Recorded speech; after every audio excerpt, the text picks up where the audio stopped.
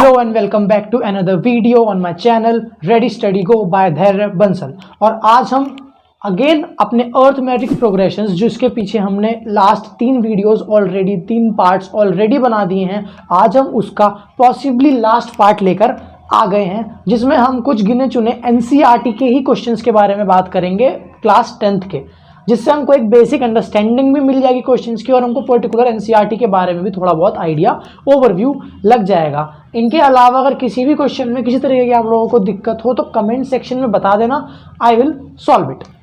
तो अब हम जो ये वाला क्वेश्चन ले रहे हैं ये है एक्सरसाइज का, if I am not wrong 5.2 exercise का है, क्वेश्चन नंबर लास्ट 16-17 करीब का क्वेश्चन है, जिसमें उसने बोला क्या है, उसने ये बोला है कि हमको निकालनी है 20th टर्म।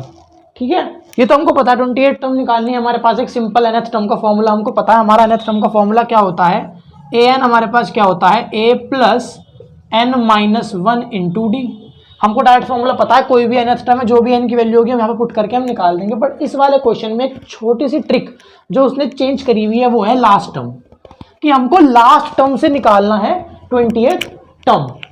कुछ चेंज नहीं करना, जो हमारी यहाँ पे लास्ट टर्म थी, अगर मैं यहाँ पे दोबारा लिखूँ इस एपी को तो कुछ ऐसे बनेगा।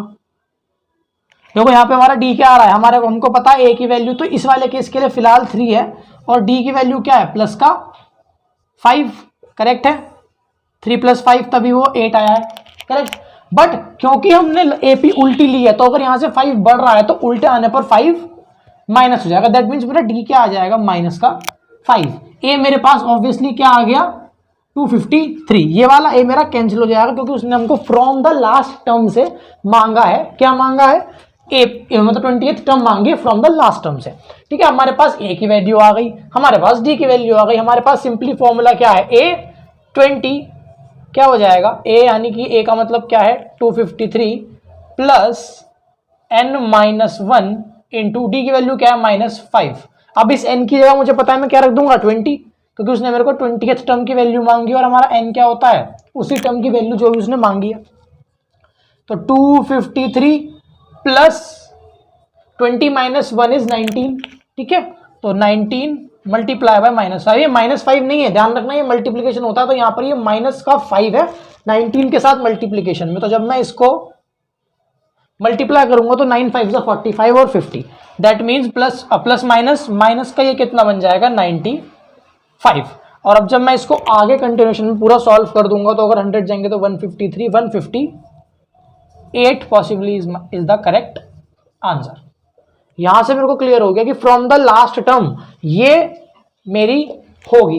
अब इसी क्वेश्चन को अगर थोड़ा सा हम एग्जेजरेट करें और थोड़ा सा और बढ़ाएं तो हो सकता है वो ऐसा भी कंटिन्यूएशन में पूछ ले हमसे क्वेश्चन बहुत सी बार कि अगर ये लास्ट से 20th टर्म है, मान लो हमने निकाल दी, तो ये स्टार्टिंग से कौन सी टर्म हो जाएगी। मे भी वो ऐसा क्वेश्चन नॉट जनरली एनसीईआरटी में तो देखो ऐसा क्वेश्चन है नहीं, बट मे बी आरएस में से वो पूछ ले, या फिर वो किसी और तुम और किसी एग्जाम के वगैरह की तैयारी करो तो मे भी उसमें वो चीज पूछ सकता है। तो उस वाले केस में मुझे क्या करना है, मेरे पास ए एन की वैल्यू दे दी उसने ऑलरेडी, क्या दे दी, ए एन की वैल्यू दे दी उसने 158। क्लियर कट, उसने मेरे को ए वाली वैल्यू दे दी। अब अगर मेरे को इस वाली वैल्यू को दे रखा है, मेरे को वो एन की वैल्यू पूछ रहा है, सिंपली मैं क्या करूंगा 158 is equals to a plus n-1 into d. ठीक है, ये मेरे को पता ही है 158 है ही। ए की वैल्यू अब मैं ये रखूंगा या ये रखूंगा, ऑब्वियसली बात है उसने स्टार्टिंग से ही मांगा कि भैया स्टार्टिंग से ये वाली टर्म कौन सी है। तो सिंपली बात है जब स्टार्टिंग से मांग रहा है तो मेरा ए ये हो गया, यानी A3 हो गया, n-1 की जगह n-1 आ गया और डी मेरा 5 है। माइनस का नहीं रखूँ क्योंकि यहाँ पर मैंने माइनस हम पीछे से नहीं ले रहे हैं, हम स्टार्टिंग से ले रहे हैं, तो प्लस का 5 ही रहेगा। तो 158 is equals to 3 plus 5n minus का 5। If I will solve it further तो हो जाएगा 5n - 2 इधर आके प्लस हो जाएगा। अगर आप लोग देख पा रहे हो ये बेसिक मैथमेटिक्स है, ये मैंने if I am not wrong तो पिछली किसी न किसी वीडियो में मैंने ये बता रखा है, जाके देख सकते हो। बेसिक शायद से if I am not wrong algebraic expressions में बताया होगा या फिर कहीं ना कहीं यूनिटरी मेथड वाली वीडियोस में मैंने बता रखा है। ठीक है, तो ये 160 हो गया डिवाइड बाय 5 क्योंकि 5 वहाँ मल्टीप्लाई में है, तो n की वैल्यू क्या आ गई, ये हो जाएगा मेरा 5 3 15 और 5 2 10। दैट मीन्स स्टार्टिंग से ये वाली टर्म है 32nd टर्म। कौन सी टर्म है, n की वैल्यू क्या आ गई 32, मतलब स्टार्टिंग से मेरी ये वाली जो टर्म है वो 32 टर्म है किसकी, इस पर्टिकुलर एपी की। अब ज्यादा आगे पीछे ना जाने से हम क्या करते हैं, हम इसी वाली एपी के लिए हम देखते हैं कि इस अगर हमें इस एपी का सम निकालने को वो जस्ट इन केस बोल देता, ये तो उसने बोला था कि ये वाली टर्म निकालो वो वाली टर्म निकालो क्योंकि एनसीईआरटी का क्वेश्चन था। अब हम इसमें एक जनरल पर्सपेक्टिव से लेते हैं सम वाला डायरेक्ट एक क्वेश्चन, ताकि हमको सम और nth टर्म वाला दोनों क्राइटेरियाज दोनों ही फॉर्मूले थोड़े से क्लियर हो जाएं, और इन केस कहीं भी दिक्कत आए तो मेरे को कमेंट सेक्शन में बताना, मैं वो पर्टिकुलर क्वेश्चन लेकर सॉल्व करूंगा। ठीक है, अब अगर मान लो उसने ये नहीं मांगा, उसने बोला सम बता दो हमको, बस क्या बता दो, सम बता दो। अब यहां पर दिक्कत क्या है, मेरे को टर्म्स नहीं पता कितनी है। सबसे बड़ी बात, सबसे बड़ी इशू, सबसे बड़ा प्रॉब्लम क्या है फिलहाल मेरे पास कि I don't know that how many terms are there in AP. और मेरे को क्या पता है, अगर मेरे को sum of a particular AP निकालना है तो मेरा फॉर्मूला होता है n/2 2a plus n-1 into D.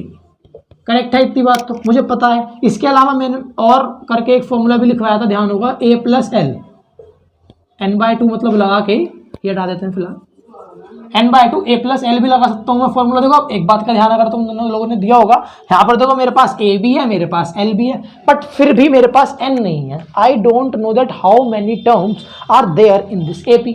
तो उस वाले केस के लिए मैं क्या करूंगा, पहले मैं इसको अपनी क्या मान लेता हूँ, nth टर्म मान लेता हूँ, और फिर मैं इसकी वैल्यू निकालता हूँ क्योंकि लास्ट टर्म है। तो अगर क्योंकि ये लास्ट टर्म है तो इसका मतलब इतनी ही टर्म्स होनी चाहिए हमारी एपी में। तो अगर जब मैं इसको पुट करता हूँ तो मेरे को पता है an का फॉर्मूला अभी हमने पढ़ा है, a plus n-1 into D. an मेरे पास यहाँ पर है 253, सेम जो हमने इससे पिछले वाला क्वेश्चन किया है वही फॉर्मूला मैंने यहाँ पर अप्लाई कर दिया। मेरे को पता है 3 फर्स्ट टर्म है, n-1 लगा दिया, d की वैल्यू 5 थी। ठीक है, दोबारा से जब मैं इसको सॉल्व करूंगा तो ये क्या बन जाएगा, 3 प्लस 5n-5, यानी कि ये बन जाएगा 253 5n-2। If I will edit तो 255 upon 5 is equals to n। तो मेरे पास n की वैल्यू क्या आ गई, देखो यहाँ पे 5 5 25 और 5 1 5, मतलब मेरे पास जो नंबर ऑफ टर्म्स हैं इस एपी में वो कितने आ गए, 51 आ गए। क्या आ गए नंबर ऑफ टर्म्स, 51। अब मेरे पास n है फॉर्मूले में मैंने देखूंगा, देखो ये भी फॉर्मूला लगा सकता हूँ, ये भी, बट इतना लंबा सोल्यूशन करने की बजाय जब मेरे को पता है लास्ट टर्म तो मैं डायरेक्ट इस फॉर्मूले को यूज करके अपना आंसर निकाल सकता हूँ। इस तरीके का एक क्वेश्चन आप लोगों को एनसीईआरटी में पॉसिबली मिल जाएगा। अब अगर मैं वहां पर डालूंगा अपनी वैल्यू तो मेरे पास सम ऑफ 51 टर्म्स इस पर्टिकुलर एपी के लिए वो क्या हो जाएगा, 51 अपॉन 2 a प्लस एल। ए क्या है यहाँ पर देखो दिख रहा है, यहाँ पे 3 है, और एल क्या है मेरा 253 है। करेक्ट। तो अगर मैं इसको आगे फर्दर सॉल्व करूंगा तो ये मल्टीप्लिकेशन क्या हो गया, 256, 2 1 2, 2 2 4 और 2 8 16। तो मेरे पास आंसर बचा 51 मल्टीप्लाई बाय 128। ठीक है, ये वाला आंसर क्या है ये लोग तुम मुझे कमेंट सेक्शन में मल्टीप्लिकेशन करके बता देना, क्योंकि यहाँ पे बैठूंगा तो क्या फायदा टाइम वेस्ट करने से। तो ये मेरा क्या आ जाएगा, सिंपली यहाँ पर लास्टली आंसर आ जाएगा। तो ये मैंने सम ऑफ एपी और nth टर्म दोनों ही केसेस के लिए तुम लोगों को एक एग्जांपल पर्टिकुलर लेके आई होप क्लियर करवा दिया होगा। ठीक है, इन केस कोई भी तरीके का इशू हो या फिर कोई भी प्रॉब्लम हो किसी भी चीज़ में इस पर्टिकुलर अर्थमेटिक प्रोग्रेशंस की क्लासेस से, तो मेरे को कमेंट सेक्शन में बताकर जरूर जाना। I will work on it. और मैं तुम लोगों के लिए ऐसे ही अब नेक्स्ट टॉपिक शुरू करता हूँ, सोचकर कौन सा मे भी प्रॉफिट एंड लॉस इधर या फिर टाइम एंड वर्क या फिर यूनिटरी मेथड, इनमें से कोई सा एक टॉपिक आई विल पिकअप। अगर तुम लोगों को कोई सजेशन हो तो बता देना। बाकी थैंक यू फॉर वॉचिंग। एक लाइक, सब्सक्राइब और शेयर ये 3 चीज़ें कर देना। बाकी चाहो तो एक कमेंट करके ज़रूर जाना।